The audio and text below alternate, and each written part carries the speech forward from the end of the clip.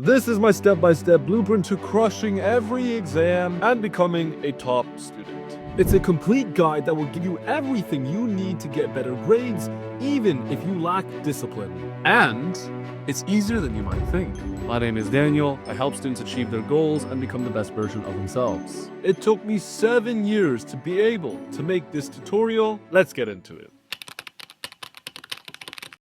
Okay, so first of all, figure out exactly what you're aiming for. Give me the numbers. Give me the timeline. Be specific. Because if you're not intentional with your goals, you're not going to be intentional with your actions.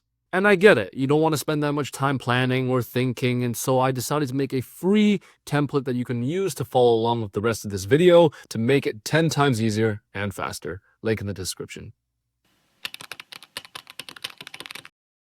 All right, a little bit of advice for you.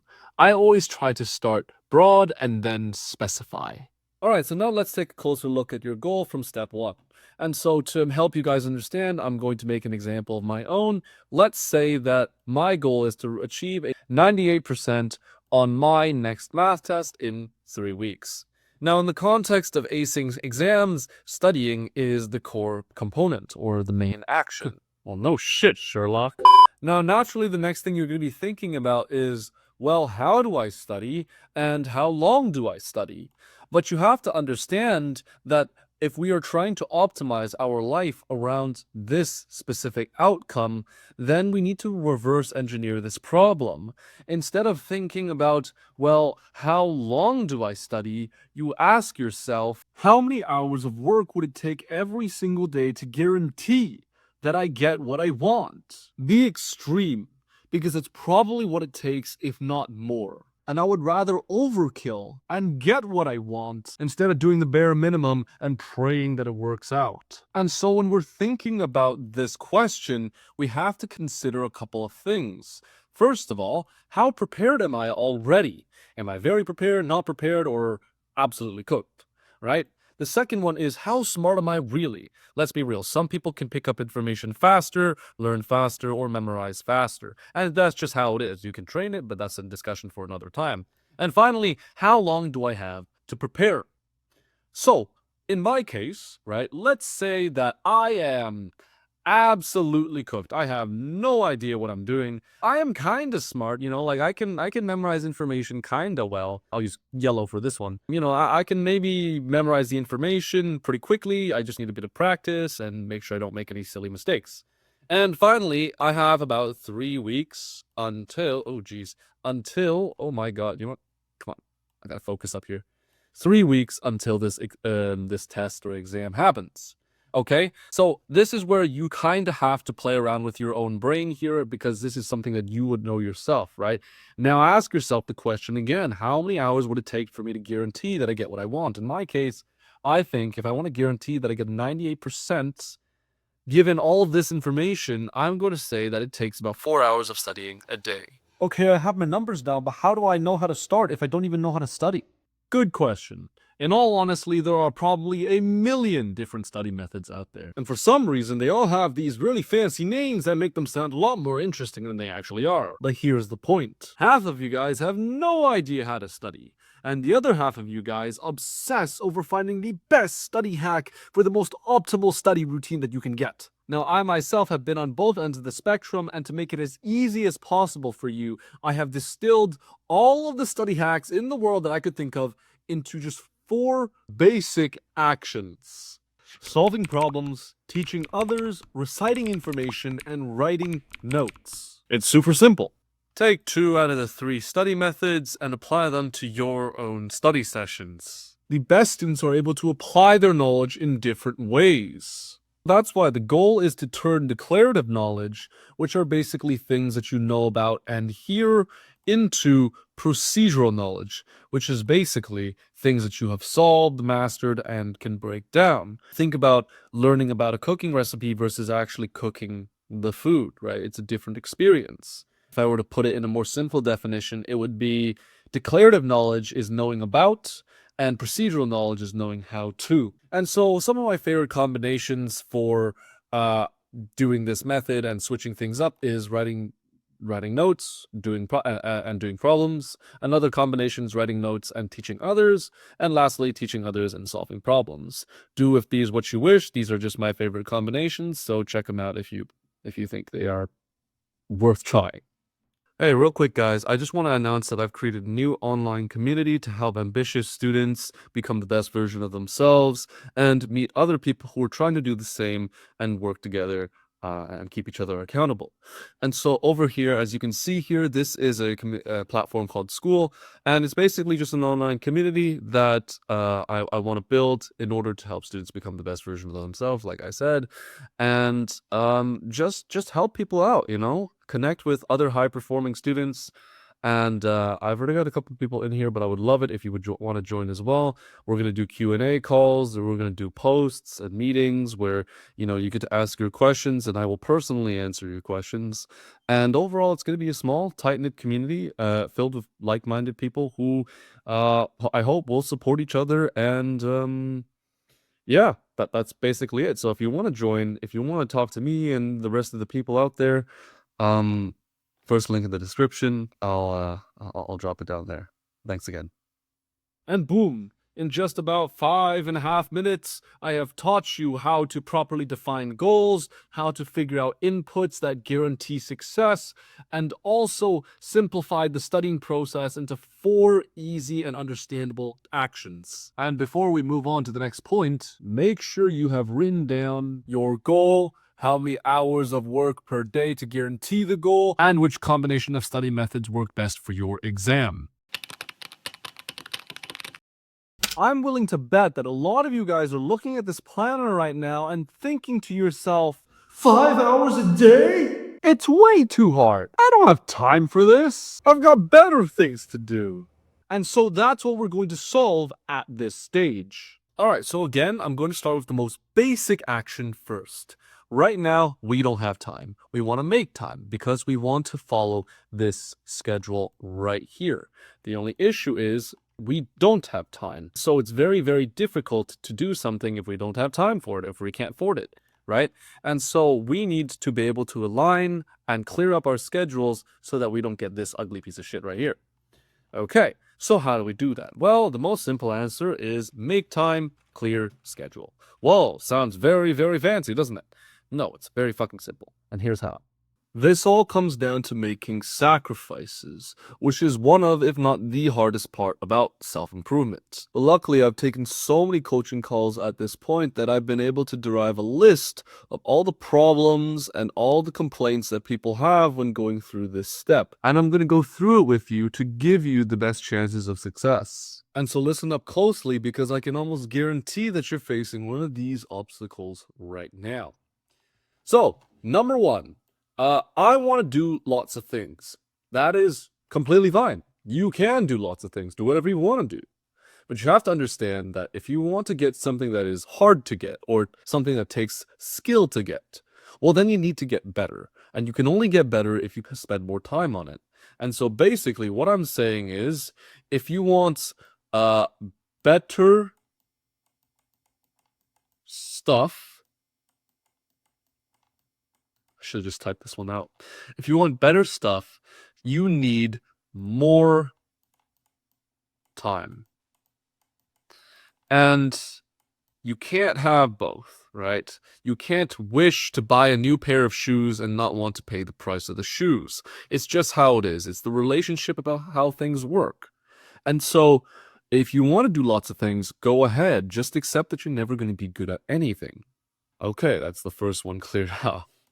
And again, a lot of these are expectations, where a lot of these are making sacrifices and understanding the relationship between things, not really anything tactful yet. I'll get into some of those later. I want free time and time to myself. Now, similar to number 1, but there's a caveat to this, which is you can actually have a fair bit of free time and still do the things necessary, right? As long as you do the necessary amount of work, you can use the rest of the time for whatever you want. Right? If my goal is to get a 98% on the math test and I only need to do 4 hours a day, then the rest of the hours can be whatever time I want. And it just comes down to being able to be efficient and also being able to clear up your schedule for everything else. Because again, if you try to do too many things, right, then you're never going to have any free time because you're always doing other things. Again, for this one, just focus on being efficient and also make sacrifices. You can't do everything. Like I said, that's going to be a very big theme for this little segment here.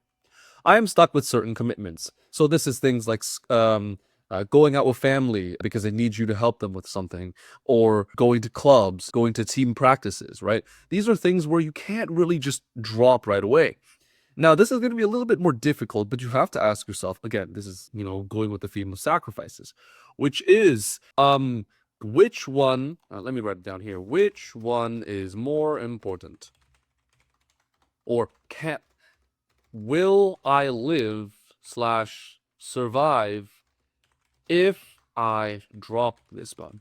Now, it's going to be very difficult because a lot of you guys, and I'm sure I went through the same issue, maybe really like doing sports, or maybe really like spending time with family. But you have to understand is that which one's more important to you. You want to start thinking about which ones are going to matter in the next 5 years, or maybe just in the next 1 year, right? Don't even think that long. Maybe in the next 1 year or in the next 3 months, right? Again, you can drop things for a while and then get back into them, but you have to understand that, like, which one's the priority. This is all about choosing the priority. And so again, stuck with certain commitments, figure out which one's more important for now and work on dropping them, right? Tell your parents, hey, maybe I can't help you for the next couple of weeks. I would prefer it if you didn't ask me and asked someone else, or try to figure it out yourself, right? Or with clubs or sports teams, you can say, okay, next time we renew the classes, I don't want to renew it again. Okay, just let it end there, right? Or simply just skipping practices if you can help it. Again, all the power is in your hands, right? All the power is in your hands. If you don't think that dropping something is worth the goal or worth the grade that you want to get, do whatever you want. Just know that you're not going to get what you want. Okay, it's not worth the sacrifice. So this is a natural question that comes right after the question I just talked about. It's not worth the sacrifice if you don't think so. And again, you have to think in the future about this one because a lot of us make decisions on the spot that are very emotional. But if you don't think it is worth it, don't do it. But also don't complain that you didn't get what you want. I see so many people who say, it's not worth getting the 98%. It's not worth spending 4 hours a day studying. But they still get mad when they don't get a good mark. It's like, well, you can't have your cake and eat it too, right? Again, you have to be willing to pay the price, or don't complain that you don't have the thing. It's that simple. Random unpredictable events. So this is things like your parents suddenly asking you to come outside and help them. Again, this is something that you can solve very easily. Try your best to notify everyone around you, right? Tell your parents, hey, between this time and this time, I prefer to work. Or like, I really, really don't need to, or like, really, really don't want to go outside and help people right now. Like, for the next 4 hours, can you guys just not disturb me? And usually 99% of the time, they're gonna be like, okay, yeah, cool. Like, I see my son or my daughter really, really focused on school. This is something I support. And so don't be afraid to ask them that. Unpredictable events could also be like friends asking you to hang out, but again, just say no, right? Like, good friends will understand if you need to take some time to yourself to make yourself better, okay? So yeah, unpredictable events, try to prepare for them in advance so that you don't have to, well, so that they're not unpredictable. I'm addicted to my phone. This is a tough one, and a lot of people go through this one. Just try your best to limit the screen time, and how I do that is I try to make it as difficult as possible for me to access my phone. I increase friction. So when I work, I try to take what do you call it? I try to put my phone in the other room, right? I try to put my phone in my bag and put it on the second floor, right? Make it as difficult as possible for you to access your phone so that you don't have to walk up all the way upstairs. Because what happens is when you do decide, like, oh, fuck it, I don't want to work anymore, and you're walking up those stairs and you're walking up another flight of stairs and you're opening up the bag, you have time to kind of like almost debate on whether or not this is a good decision while you're doing it, while you're walking up the stairs. And a lot of times I've caught myself like, hey, what am I doing? What am I doing? And I'll just come back down. So that's my little tip for trying to limit your screen time. And again, another thing to stopping your addiction to your phone is figuring out what to do in the meantime, right? If you have things that you can do that you enjoy that replace being addicted to your phone, you will do it. Because I can assure you, 99% of you guys are not proud of the fact that you are addicted to your phone. So do something that you enjoy, that you might be proud of, to replace that time, because it's very difficult to beat an addiction. You usually replace it with something hopefully healthier. I work better under pressure, so I don't need to start early. If you believe this, I mean, I don't know, man. You do whatever the fuck you want to do. Like, people who say this one, it's very hard to reason with them. If you think you can solve the hardest problems within a day of studying, within 14 hours straight of cramming things in, you do you. Just know that it most likely won't work. But if it works for you, go for it. Okay. Halfway there.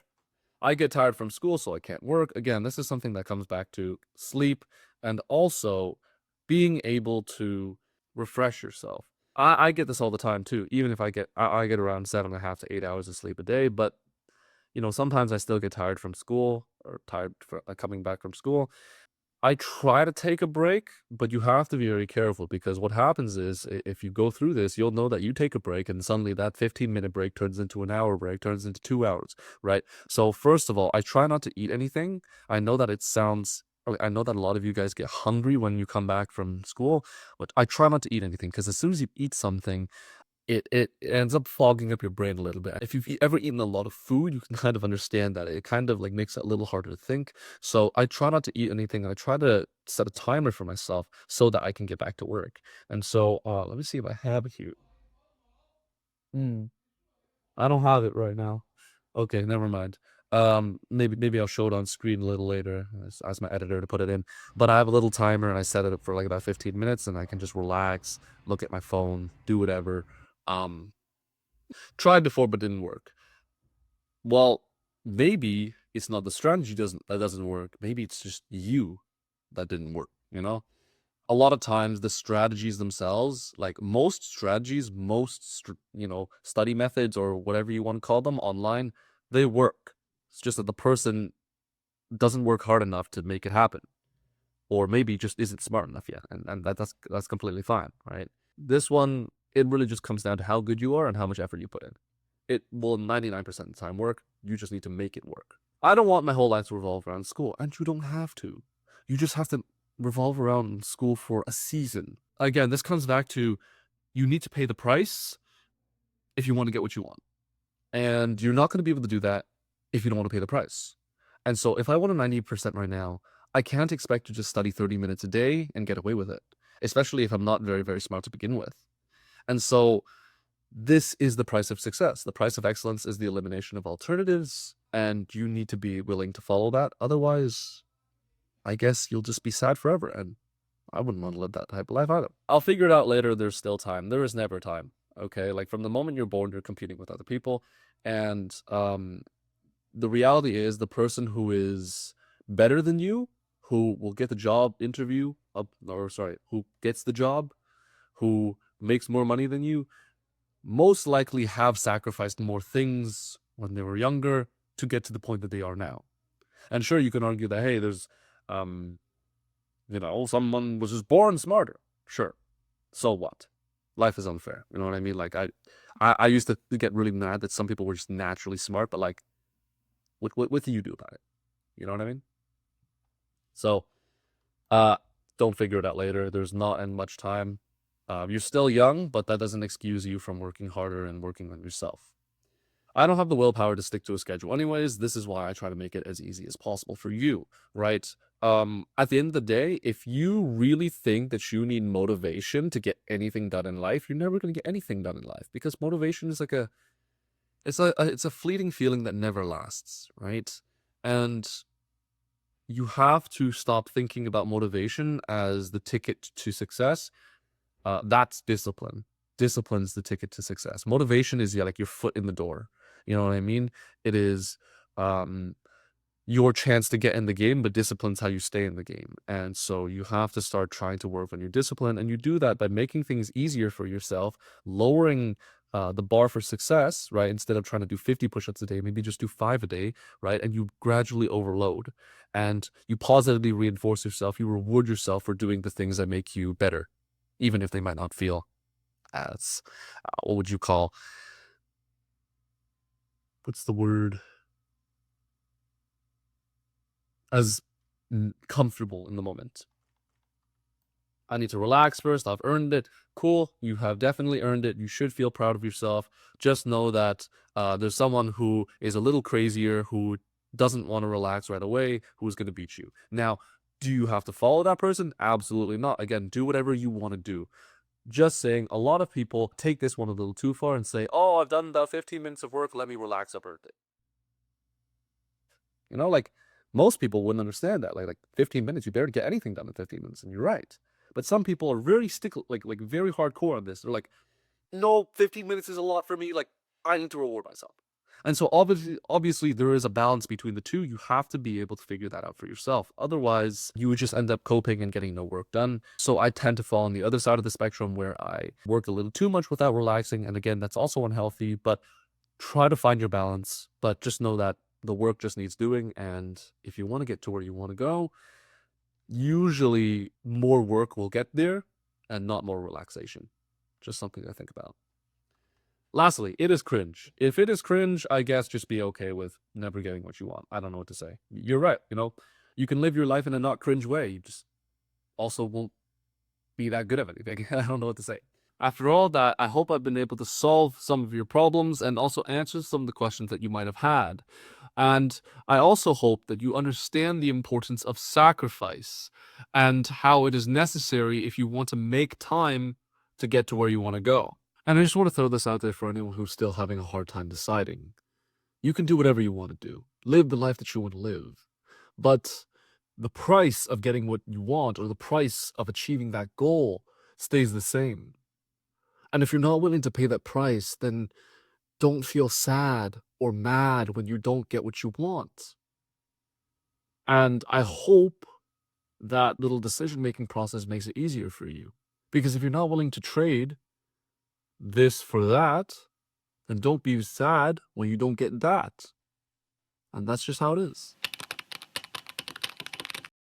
At this point, you should have been able to clear out most of your schedule and have enough time to put in the hours necessary to get the goal. And so the next thing you're probably thinking about is, how am I supposed to stick with it if I've never been good at studying and I'm always getting distracted? And the honest truth is, it does take a lot of time to stay in the chair and continue to study, even when you feel like getting out or getting distracted. And there are no secret magical study hacks that are going to turn you into an academic machine with the press of a button. It doesn't work that way.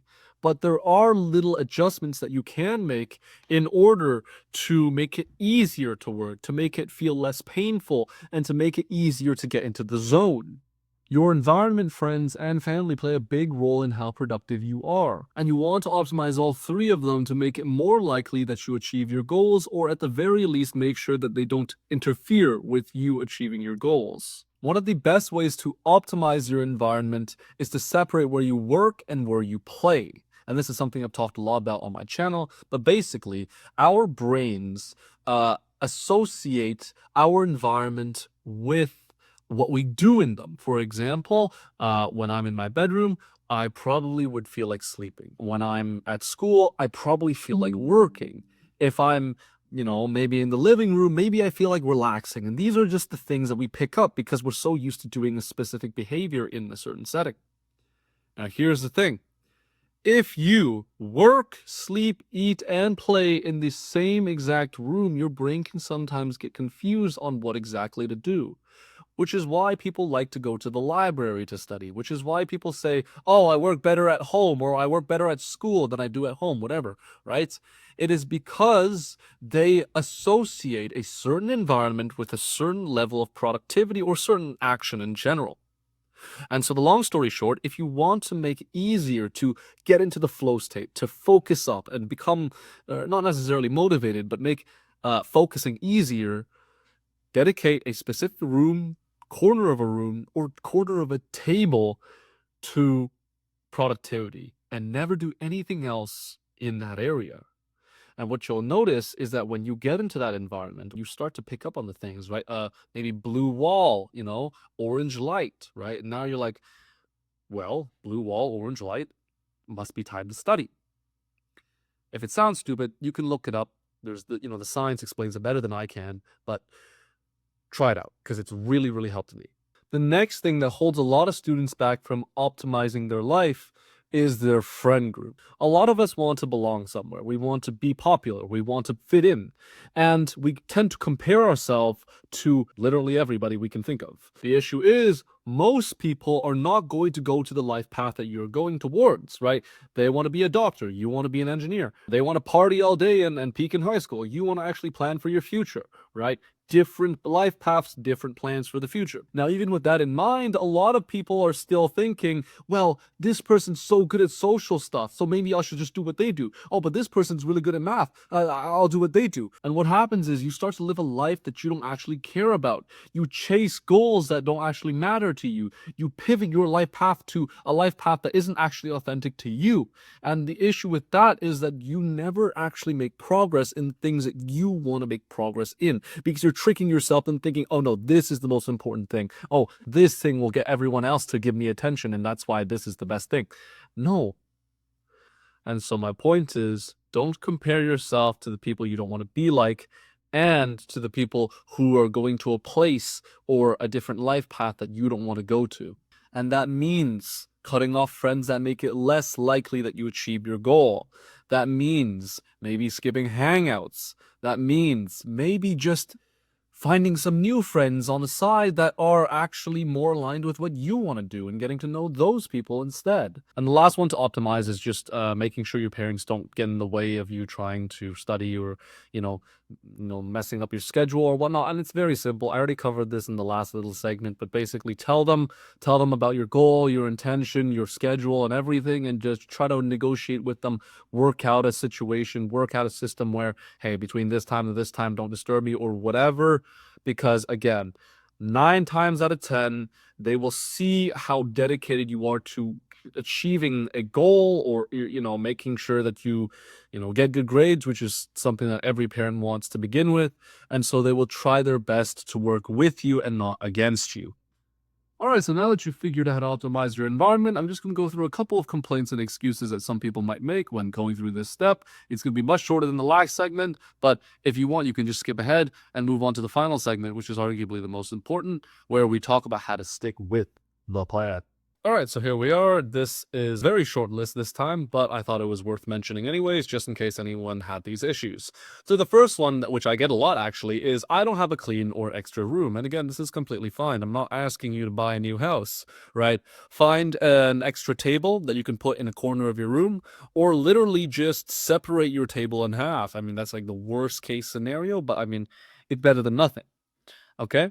All right, number 2, I don't want to optimize because it's too much work. If it's too much work, by all means, just continue to do what you're doing right now. But if what you're doing right now isn't working, I suggest trying this out. Because in my experience, and from all the people that I've coached so far, it has consistently been a benefit to them because, one, you work faster, right? So there you go, work faster because you're not getting distracted. And 2, work becomes easier because you are more focused. And again, if you're not sure why this is going to happen, or to go back to like a couple minutes ago because I just mentioned it. But again, like if you don't trust me, do whatever the hell you want to do, right? But I'm telling you right now, just give it a shot because you won't regret it. Number 3, optimizing isn't going to help me focus. You haven't even tried it yet. How would you know? And if you have tried it and it hasn't worked out, well, maybe it's because you haven't optimized everything. And if that's not the case either, well, maybe it's just because you haven't spent enough time on it. Again, a lot of these strategies rely on you being able to work. And if you can't put in any work at all, don't expect to really improve. Right? These things helped me. It's helped the people that I have coached. So I'm giving them to you. If it doesn't work out, it could be the system, it could be you, but the reality is you are still not where you want to be. And so rather than trying to prove me wrong or prove yourself right, just focus on winning. Even if the system's trash, right? Just try to be the person that wins in spite of it. Just some food for thought. Number 4, social constraints stopping optimization. I already did this one. You can go back and look at it. But again, just you have to make sacrifices. You can stop hanging out with them for a period of time. You don't necessarily have to give them up completely. And, if they do shame you for not being convenient for them, well, then maybe they aren't such good friends after all. Number 5, my house is too loud. I like to wear earplugs or headphones. Sometimes I like to listen to music, but I would be careful because music can also be distracting. Another thing you could do is, again, tell your parents, tell your siblings, hey, I'm trying to work right now. Could you keep it down? They're not going to say no. If they care about you getting good grades, they will try. And if it is something that they can do pretty easily, like just keeping the volume down, they will most likely do it. So don't be afraid to ask.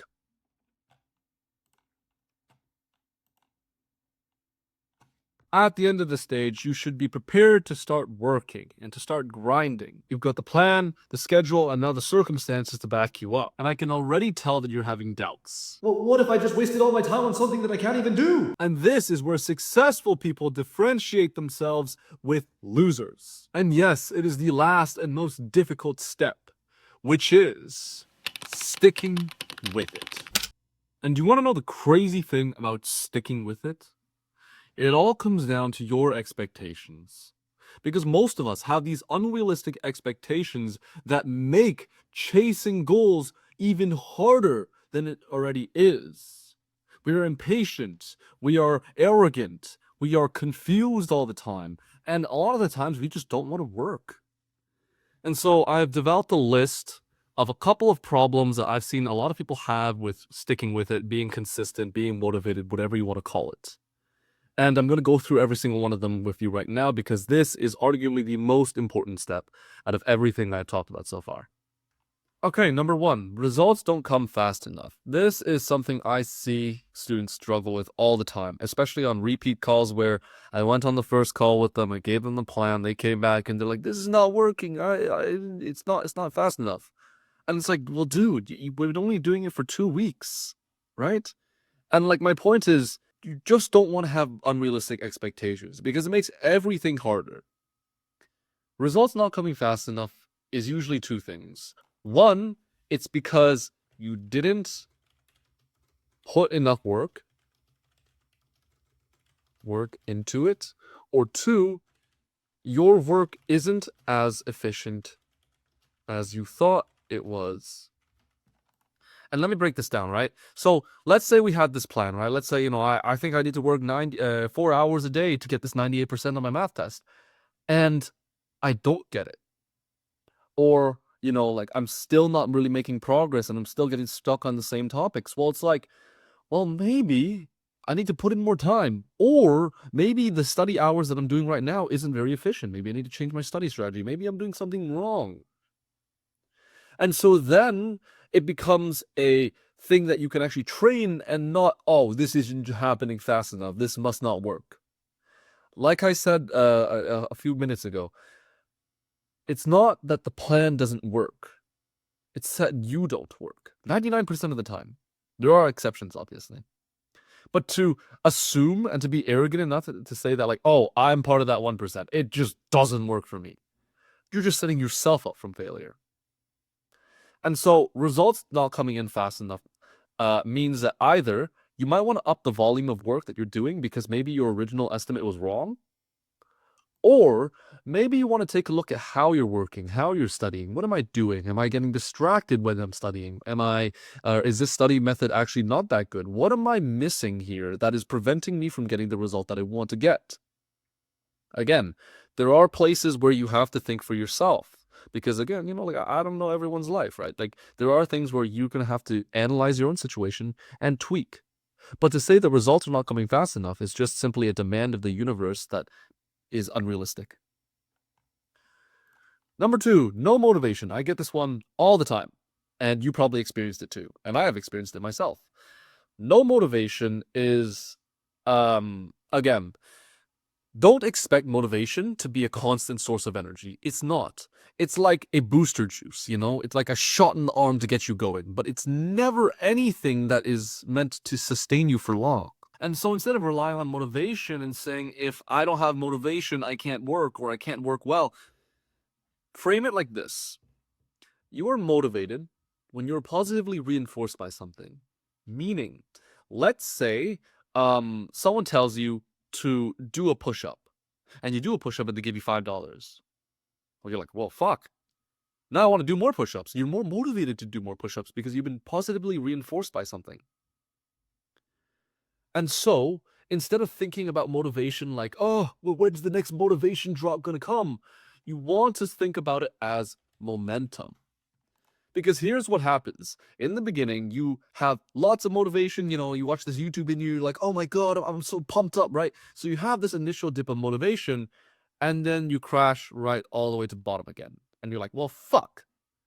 But now, this is where the magic happens because you start to build momentum. And this is partly discipline, but it's also just getting that initial first push.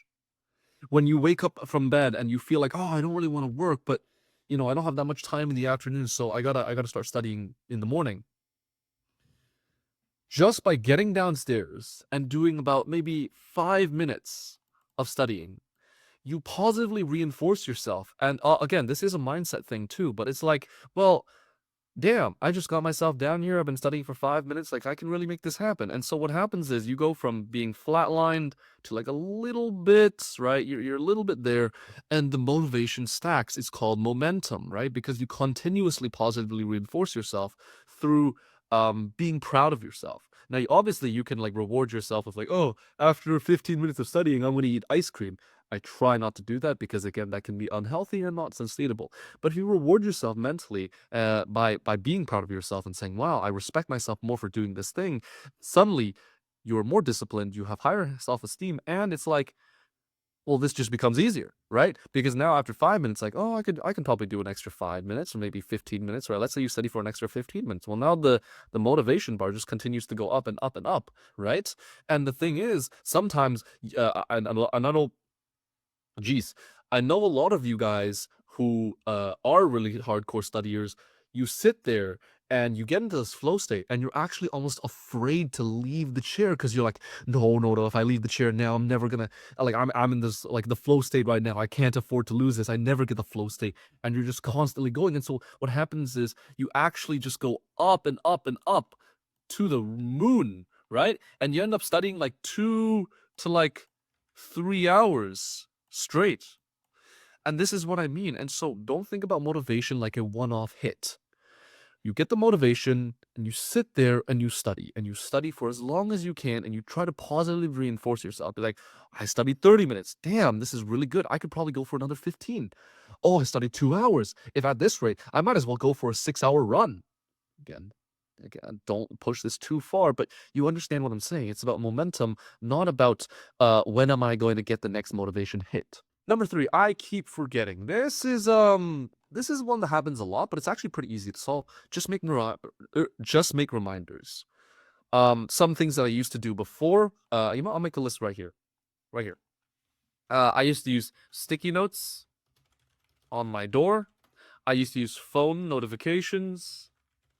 I used to also just put papers, or for example, let's say I had like a binder or something, a worksheet I need to do. I would just put it like at my bedroom door. So when I wake up and I'm about to leave the bedroom, right, and I'm opening the bedroom door, I'm like, oh shit, there's a paper here. Oh, that's what I need to do. It's very simple because when you have it at the back of your head, it's like, okay, well, I know about it now. How can I make sure I continue to know about it or continue to remember it going forward or after I wake up? Set up some reminders, and it's actually very simple. You can get very creative with it. So put papers on the floor to remind you, like, oh geez, this is a lot of stuff. But there you go. Put that up there. A lot of different ways. So again, just put in a little bit of extra effort, get creative, try these 3 if it helps, but there are so many things you can do. Forgetting is like, it's one of those things where it feels so tough, but it's actually very solvable. There's probably an easier way. Maybe. But do you want to risk it all for an easier way? Because let me be real with you for a second. I have tried so long or so hard to find shortcuts. How do you think I figured out all these study hacks and study systems? It's because I tried to look at every single study system before, praying that one of them would just magically give me a 98%. It's not how it works. Study systems basically make it easier for people to understand how to study. Study hacks make it easier for people to understand why something works out. It does not make it any more likely that you actually make the goal or actually get smarter faster. Does not happen that way. And so by trying to find an easier way, you're just delaying delaying when you get the reward because you're delaying when you do the work. And so I always say it is better to learn from doing rather than trying to find a secret. Because very, very few people on this earth have found a secret and made it work out for them. I can guarantee you 10,000 times more people have worked extremely hard, discovered something on the way, and then turned it into this big secret that they can market or whatever, or some system that they can operate on, which is what I did. So my point is, just do the work and look back and reflect on the work you've done and the progress that you made and see, how can I operationalize this? How can I turn this into a system? What patterns can I spot? Because that would be far more valuable than trying to, again, find some really tough study hack that is like fucking magic, okay? Number 5, my brain can't handle it. A lot of people have this self-esteem issue, right? And you might be thinking this too, which is just, I'm just not a smart person. I'm just too dumb. I can't handle this. So was everyone. Like, I can guarantee you that, okay, maybe 5% of people were born dumber. But 95% of people are born relatively like the same amount of intelligence. And somewhere along the line in your childhood, maybe someone trained a little bit harder or did some things accidentally that, tested their brain more, right? And they were just, they rose to an intelligence level faster than you did. Fine. But it means that what they did was trained, not born with. And if you think, oh, I'm just part of the 5% of people who are just absolutely stupid, like, sucks to be you, I guess. Like, good luck on life. You fail. I feel bad for you. What now?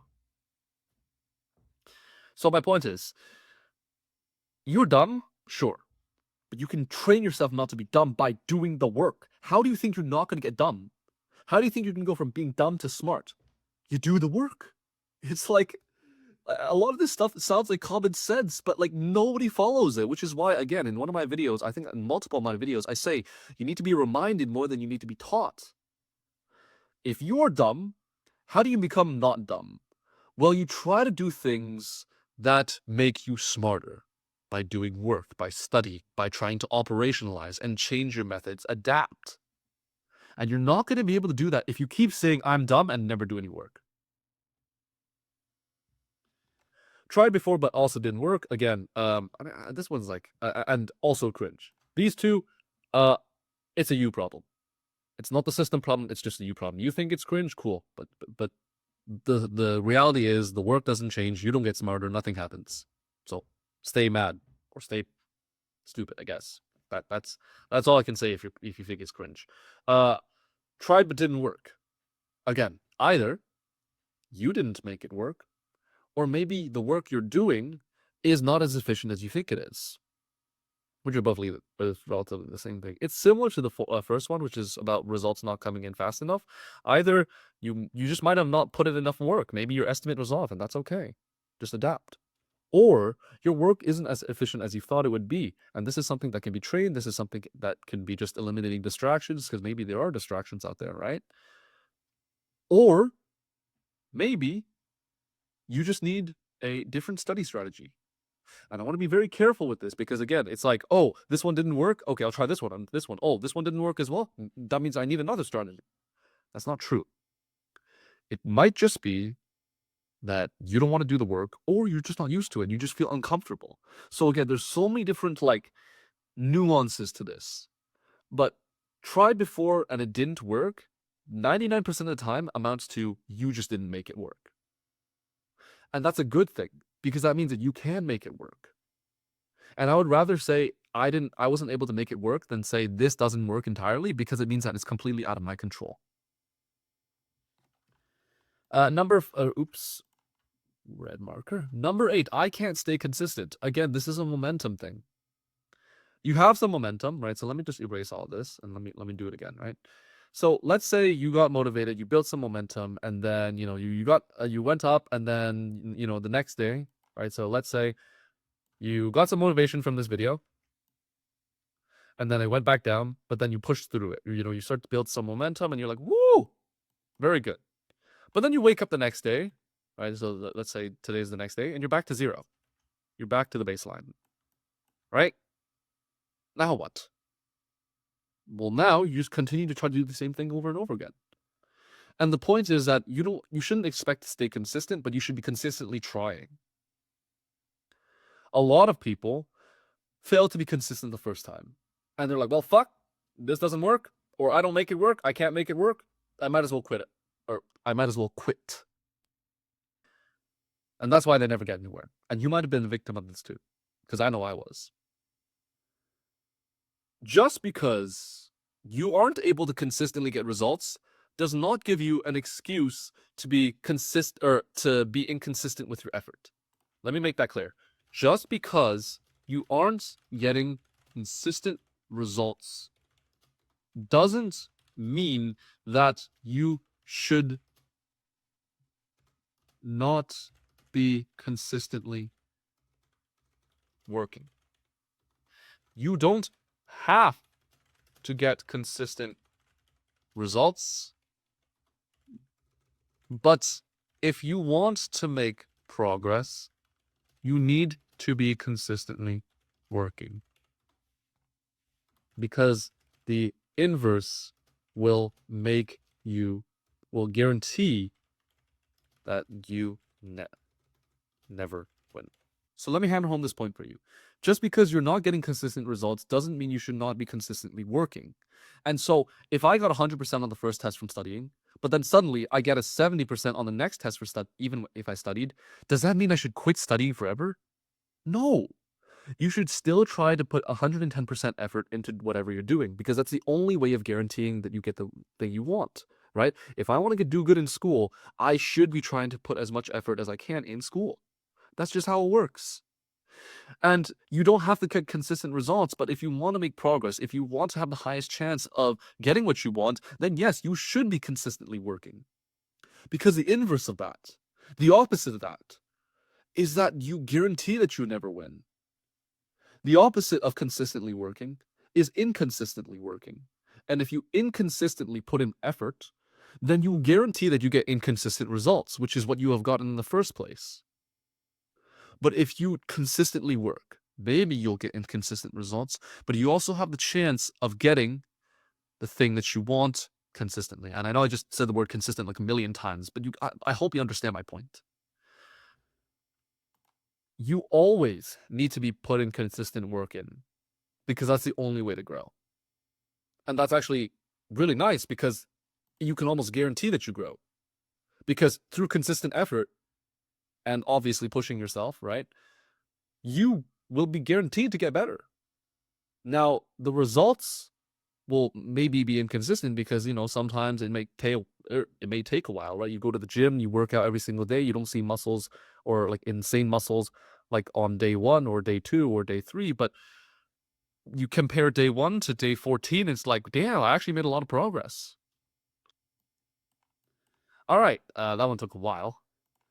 9, there's probably a shortcut I haven't found. Okay, these two, basically the same thing. I don't want to waste too much time here. Yeah, you know what? Like, this list is I tried to list as many different nuanced problems as I could, but I guess a lot of them are repeat. But again, like a lot of people have the same exact excuses. It's crazy. Teb, what's the point if everyone seems so far ahead? Who cares? Who cares? If you look at me and you say, oh my god, Daniel's so far ahead, I should just never work ever again. That sounds so stupid. So you're saying that I'm further ahead of you, and that's why you'll just become a piece of shit, homeless, like loser who's never going to amount to anything. It sounds stupid, right? Now you're nodding your head and you're like, yeah, that does sound stupid. But that's just an extreme example of what you're already thinking. A lot of the times you compare yourself to other people. And one, we already talked about how you shouldn't be comparing yourself to people who are going to a place that you don't want to go. But two, if you are comparing yourself to someone and saying, wow, he's so far ahead, what does that change about anything that you do? Just because someone else is further ahead of you does not change anything about what you have to do to get what you want. Me being smart doesn't change the amount of work it takes to get a 98%. Right? Elon Musk being rich does not change anything about how you should try and make money. That might have been a bad example. I don't know. But I hope you understand my point. People being far ahead does not change anything about what you need to do to get rich, or get successful, or become smart. Just focus on yourself.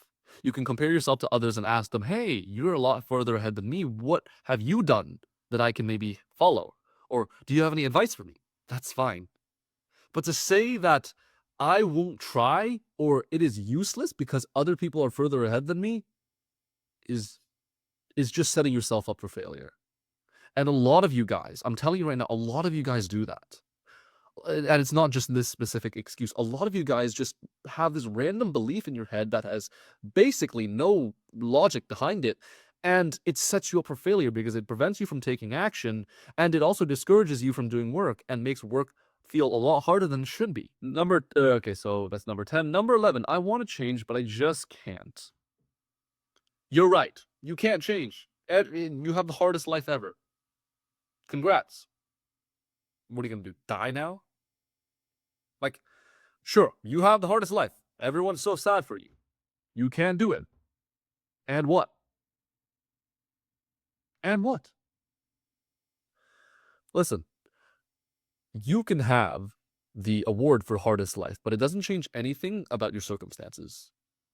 And arguably, I would say that just because everyone says, oh, I feel so bad for you, doesn't really change how badly you feel either. Because you're still stuck with the exact same problems. You're still stupid, you're still poor, you're still whatever, right? And so saying that you can't, again, is another one of those things where it's self-sabotage. It is literally preventing you from growing. You're capping your own growth. And so do you want to be right or do you want to win? Do you want to be right about how, oh, I just can't? Or do you want to actually get what you want? Do you want to say, oh, I just can't be smart? Or do you want to have the 100%? Do you want everyone to be like, oh, yeah, we understand why you're broke? Or do you want to be rich? Like, again, a lot of these are just common sense, but people don't see them because it's actually not so common in today's age. Don't self-sabotage yourself. Question all of your beliefs because a lot of them are rooted in just a bunch of bullshit. Final one. I'll start next week. This week is already ruined. So this is one of those things where it's like backwards momentum. You think that because I fucked up today, I didn't follow the plan today, well, the rest of the week is ruined. Or, oh, I didn't follow my morning routine, the rest of the day is ruined. Don't do that to yourself because that's just a narrative that you tell yourself. Again, you not getting your morning routine has very, very little like impact on the way you behave for the rest of like the day.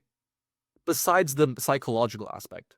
Now you can argue, oh, my morning routine, I need coffee and I didn't get coffee today, so I'm like physically like unable to focus. Yeah, sure. But a lot of you guys are just saying, well, I didn't follow my morning routine. The rest of the day is ruined. I'm just not productive anymore. What does that even mean? That's just an excuse you tell yourself to just not work and feel bad. Or, you know, I only did 4 out of the 7 days where I followed the plan. This plan doesn't work. Or, this week is ruined. You're just giving yourself an out. And again, it comes back to, do you want to be right or do you want to win? Because if you want to be right, go ahead. You're right. You have the hardest life in the world. You have all the excuses. All the excuses are valid. Your feelings and excuses are 100% valid. And what? You're still poor. You're still not smart. And you're still mad at yourself. I would be sad if I was you. But I'm telling you, you don't have to live that way. I'm telling you that even though it feels a lot harder to face your problems instead of giving yourself an excuse, it is a lot more fulfilling and you will make a lot more progress and you will be happier and more proud about yourself and you will respect yourself more. And so all of these are just expectations and narratives and bullshit that you tell yourself because you are too scared to face the problem. And that's okay. But you have to stop doing that. And so if there is one thing that I want you to take away from this, it is this. Do you want to be right that you didn't win? Or do you just want to win? That's it. Alright, that brings us to the end of this tutorial. I hope you found it insightful, and if you have made it this far, congrats to you! You've made it through a 15-minute in-depth video of me basically yapping and yelling at you, which is pretty respectable, honestly. And so, this was my blueprint on how to go from start to finish, how to build a really solid plan, and basically account for any possible variables when it comes to a crushing exams. I also have a bunch of little tactics here and there to make studying faster and make life easier that I didn't include in this video, but if you would like me to do another one of these, I actually had a lot of fun making this. I don't script these anymore, so it's just me yapping half the time, which is why part of this was so long. But if you would like another in-depth guide on some specific tactics to make studying faster, let me know down in the comments. I really appreciate you sticking to the end. I know you're a real one. Keep grinding, and I'll see you next time.